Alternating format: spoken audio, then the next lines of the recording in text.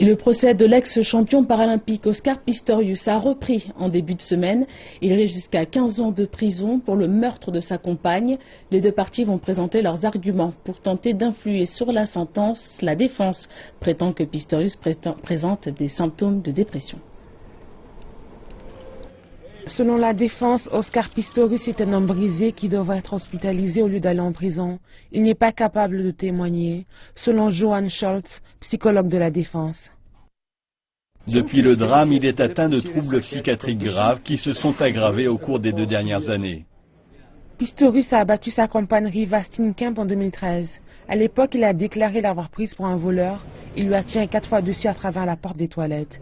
Jerry Nell, le procureur général, conteste le fait que Pistorius est trop traumatisé pour témoigner, car il a récemment accordé une interview à une chaîne anglaise. Nell a ajouté que les experts de l'État ont constaté que Pistorius était agressif lorsqu'il était en prison, quelque chose que le témoin de la défense n'a pas mentionné.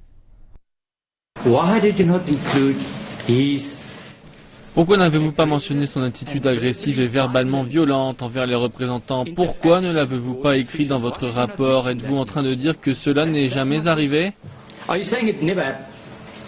C'est peut-être arrivé. Si elle le dit, je l'accepte. Pourquoi ne l'avez-vous pas dit à la cour? Je ne l'ai pas dit, car j'estime que c'est très peu scientifique. Pistorius avait l'air hagard, comme cela a été le cas durant tout son procès. Le parquet judiciaire doit déterminer s'il doit réclamer la peine maximale, qui est de 15 ans.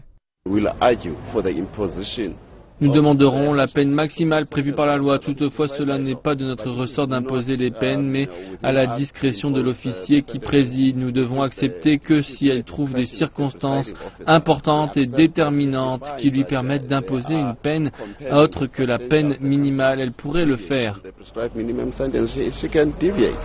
Le procès durera 1 semaine et plus de témoins seront appelés à la barre par la défense et l'accusation avant que la juge prononce son jugement.